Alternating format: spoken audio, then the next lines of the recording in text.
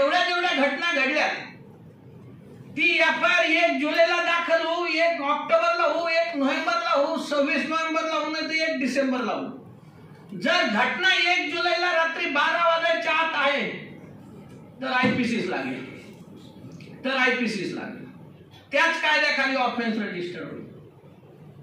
पण प्रश्न पुढचा आहे, घटना काल 30 जूनची आहे, हे 1 जुलैला एफआयआर दाखल करायला गेला. 1 जुलैला एफआयआर दाखल करायला गेल्यानंतर आता प्रश्न, एफआयआर कोणत्या कायद्याने घ्यायची? सेक्शन लावायचे आयपीसीचा, कारण कालची घटना आहे 304A आयपीसी. पण आता एफआयआर दाखल करायला सीआरपीसी 154 ने घ्यायची का बीएनएसएस 173 ने घ्यायची? कारण आज 1 जुलैला सीआरपीसी कुठं राहिला, ते रात्रीच रिपील झाला, ते डेट झाला. आता डेट कायद्याखाली कुठं मशिनरी लावता? आणि गुन्हा आयपीसीचा लागेल पण एफआयआर बीएनएसएस ने रजिस्टर होईल. सेक्शन आयपीसीचा लागेल पण एफआयआर बीएनएसएस खाली जाईल, इन्व्हेस्टिगेशन बीएनएसएस खाली जाईल, ट्रायल बीएनएसएस खाली जाईल. आणि हे गोंधळ तुम्हाला आम्हाला समजून घेणं गरजेचं आहे.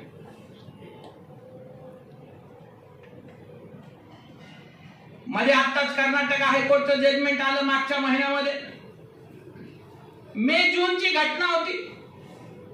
ऑगस्ट मध्ये एक महिला पोलीस स्टेशनला पोहोचली म्हणे, एका व्यक्तीने लग्नाचा आमिष दाखवून रेप केला म्हणे. आणि मे जून 2024 ची घटना,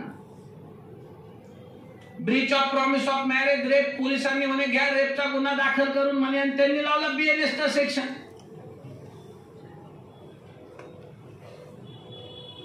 त्या आरोपी गेला हायकोर्टात पॅशिवला.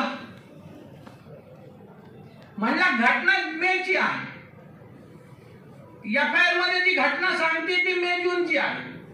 जर घटना 1 जुलैच्या आत घडली, एफआयआर द्यायला ती ऑगस्ट मध्ये आले असेल, नाही तर सप्टेंबर मध्ये आले असेल. तुम्ही बीएनएसएस कसा लावला? ज्या दिवशी घटना घडली त्या दिवशी बीएनएस होता का? माझा फंडामेंटल राईट व्हायलेट झाला. आयपीसी लागायला पाहिजे होता म्हणला, आणि एफआयआर बीएनएसएस ने जायला पाहिजे होती, पण सेक्शन आयपीसीचा लागायला पाहिजे होतं.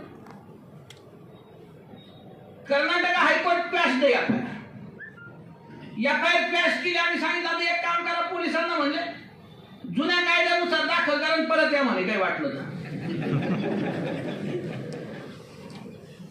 म्हणजे एफआयआर क्वॅश केली म्हणजे आता नवीन काहीच करायचं नाही, अशातला भाग होत नाही, ते व्हिक्टिमचा राईट व्हायलेट होईल ना. आता हे लिटिगेशन थांबवता आलं असतं, हे लिटिगेशन झालं नसतं तर डिपार्टमेंटला जरा नीट ट्रेनिंग दिली असते. नवीन कायदे आल्यामुळे सगळ्यात जास्त कोण परेशान असेल तर डिपार्टमेंट.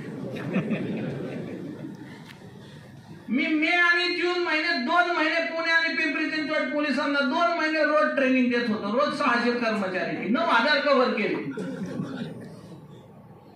आणि 2 महिन्याच्या ट्रेनिंग नंतर मला एक गोष्ट कळली की पोलिसाला कायदा नाही कळत.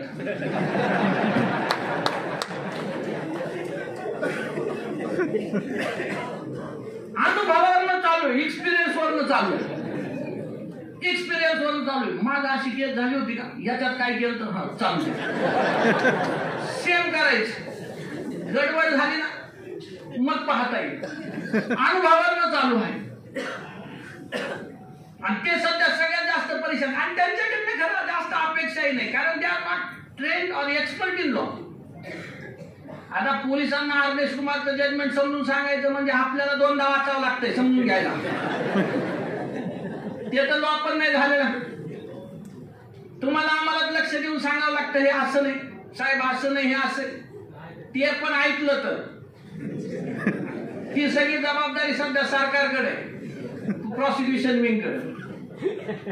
कारण ते एकदम परेशान आहे. एकदा मला आला कर्मचारी, म्हटलं सर हे नवीन कायदे येणार आहे म्हणते तुम्ही 1 जुलै पासून. म्हटलं कन्फर्म येणारच आहे. म्हटलं माझ्या तर रिटायरमेंटला महिन्यात राहिलाय हो. म्हटलं आता तुझ्या रिटायरमेंटमुळे हे थांबायचं होतं काय?